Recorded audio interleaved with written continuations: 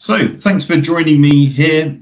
Today I will be talking to Fletus Poston, who is the Senior Manager of Security for CrashPlan. We'll talk through, as we normally do, a little bit about what you do, but also what you think is going on in the cybersecurity market. So first of all, thank you very much for joining me. A pleasure to be here. Fantastic. So to start things off, I thought it'd be great. Could you give the audience a quick intro on what CrashPlan does and sort of how it works? Sure. So CrashPlan is an endpoint backup and recovery solution. We focus on 3 to 4 major use cases. So we're there for hardware refreshes. You can drop our agent and restore your data within hours. We're also there for reversion control all your files. So if you were hit with ransomware, you have ransomware recovery capabilities. You can just roll back to the last known version. We also offer a legal hold process. So your CrashPlan admin can put a device on legal hold without interacting with the user. So if you need to have data recovery, data retention, you have that. And then lastly, the traditional backup and recovery. We back up every file incrementally every 15 minutes. So in case of destruction, loss, or any event where you would lose your laptop, gets stolen, gets lost, or whatever reason, you have the ability to back up any version of your file. We do a backup every 15 minutes. So that's kind of how we work in a nutshell. And we support all 3 major OSs, so Linux, Mac, and Windows. Great. So you're more a solution, I suppose, after, in the case of attacks, for example, you're a solution for after that's happened, which probably for most people pretty inevitable, right? It's going to happen at some point. We serve well for like business continuity and recovery. So on the other side, we can help you get back up and running within minutes to hours. That's an interesting way of doing it. A lot of teams are focused on prevention of this kind of thing, but not mainly on, right, it's happened, how do we get things going again? Awesome.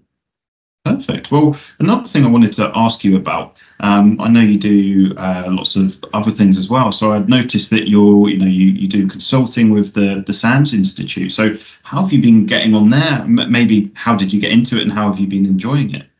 Sure. So when I worked for a major utility here in the Carolinas, North Carolina, one of our hires introduced me to the SANS program and classes. So back in 2019, I took my first SANS class, fell in love with just continuing to learn and develop. I took Security 401, which is now it's their extensive boot camp from anything from cloud all the way back to your endpoint. And then I was introduced to their on-demand team. So that's where you take their training via your web browser versus having to go live and sit in front of an instructor. And they needed some work doing what they called quality control and then eventually qualified technical consultant. So in my time with them, I help out with the on-demand platform to make sure that it's a true experience. And then when students report in, I have the ability to help them understand if the lab is working as designed. So I stand up the VM or interact with their cloud instance to help with there. And then on that time, I've done a little bit more. I've started virtual TA and an in-person TA, and so sitting in the class to help with the student experience as well. And then recently, I joined their SANS.edu, their college, as a faculty research advisor, helping grad students get their topic, defend their topic for their capstone white paper. So I've done a lot with the SANS Institute since 2019, continue to stay involved. Also sit on an advisory board for some of their summits. Shameless plug, I'll be in Virginia later this year for the Security Awareness Summit. If you're going to make it out, feel free to say hello. It's always a good summit. And you can join almost all of the SANS summits, if not all of them, for free by just going out to SANS.org summits. And you can find all their summits that are coming up. They have one later this week for cybersecurity leadership. Feel free to take a look at that one. It'll be a good topics that we'll cover. What we're covering today, a lot of those topics will be in those talks.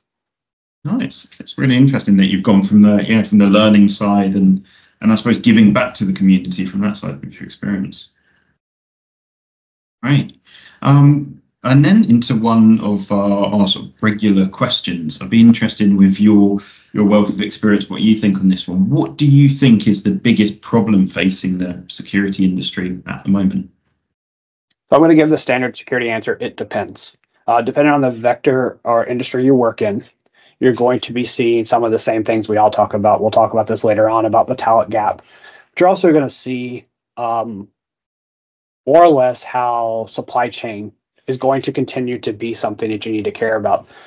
with the recent breaches that's taken place with the SEC changes of declaring after 4 days of materiality loss, you may have been tracking X number of vendors, but what about X plus one when it comes to a supply chain attack? Do you know if this mom and pop supply firm who's giving you your paper products or servicing your custodian works are implemented, how their systems are impacted? So supply chain security is going to continue to evolve because as an adversary, I'm likely going to attack the weakest door. And that's usually going to be a smaller company, not the big company. I'm going to try to get into your company through your B2B connections, your business to business connections. So if you've got a direct connect to the supplier who does your fuel for your fleet cars, or if it's someone who's servicing your cafeteria, I'm going to go after them versus going directly after you.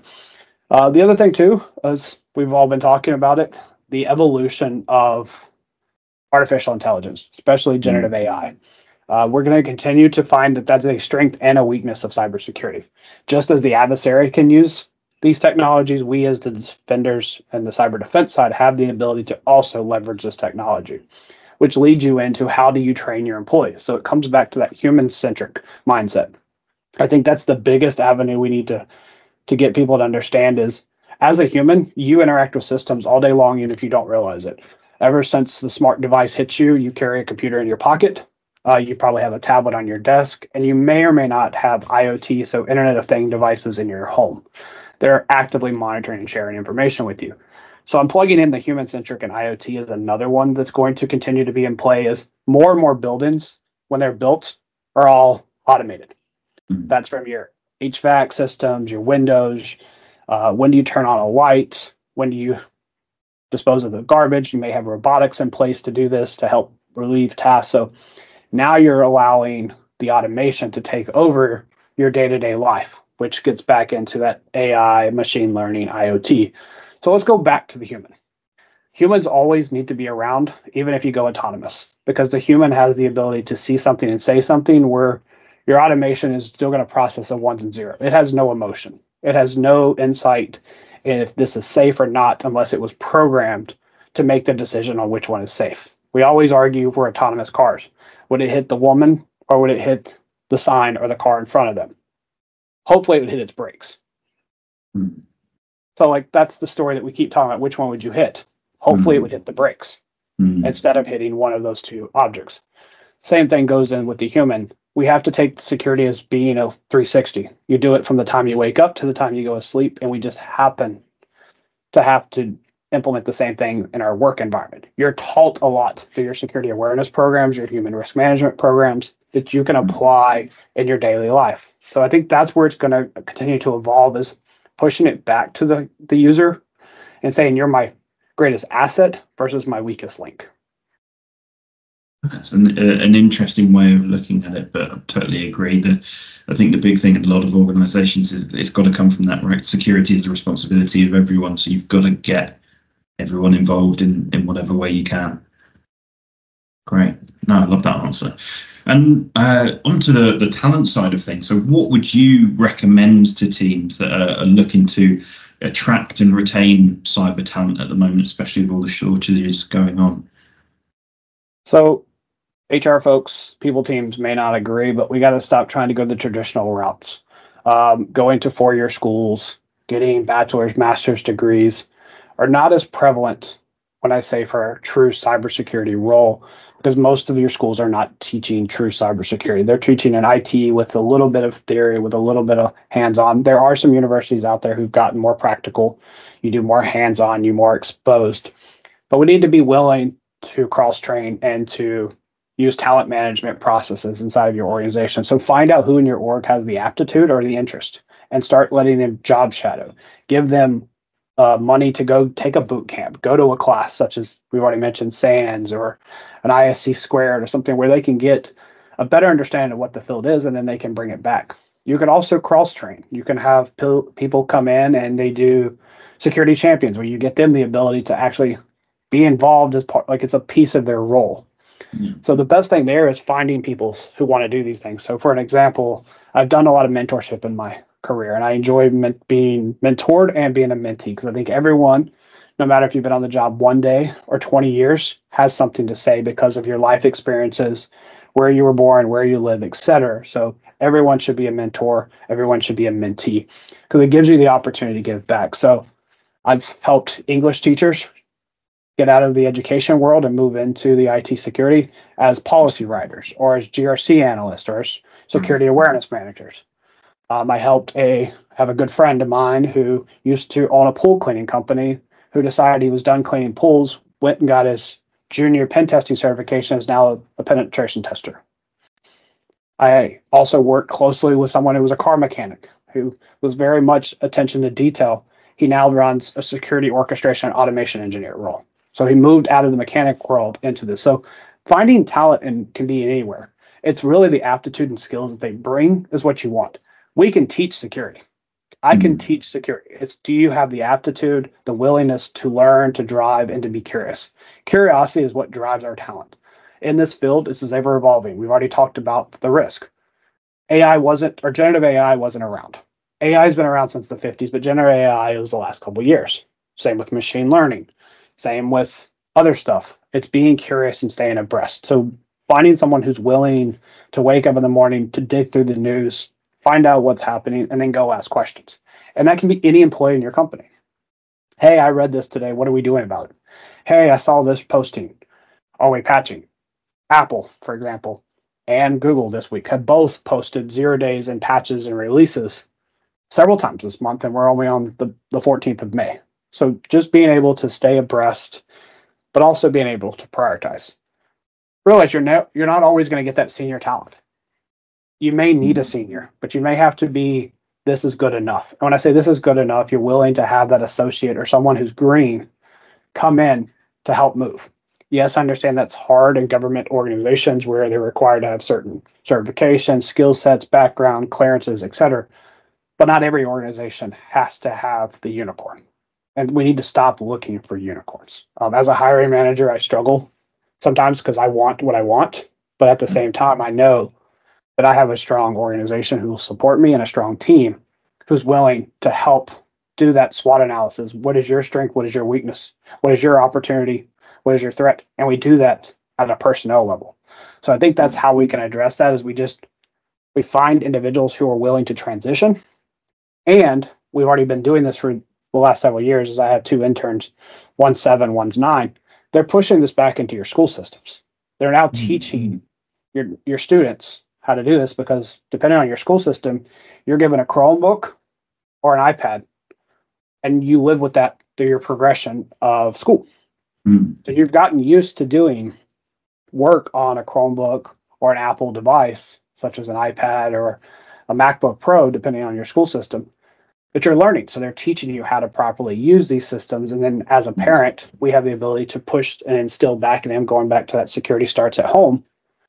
Why do we not share our password? Why do we not give away our information? And you're going to have 18 to 20-year-olds who have 10 years of experience because they've been introduced to it from kindergarten through high school.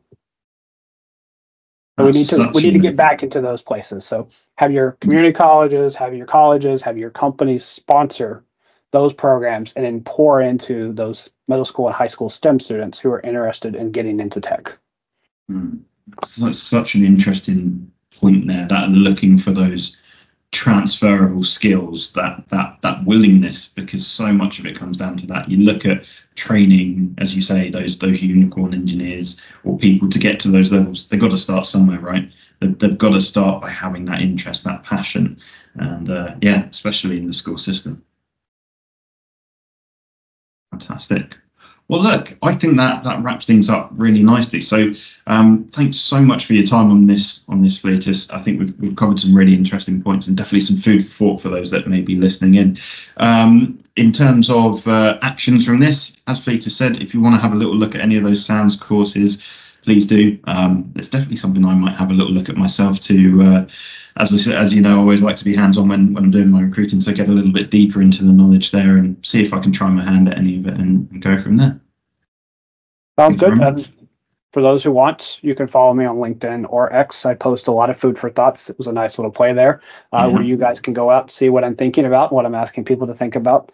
Feel free to reach out if you have questions. If you want to know more about the resources I mentioned, I'll be glad to chat with you or send you a DM.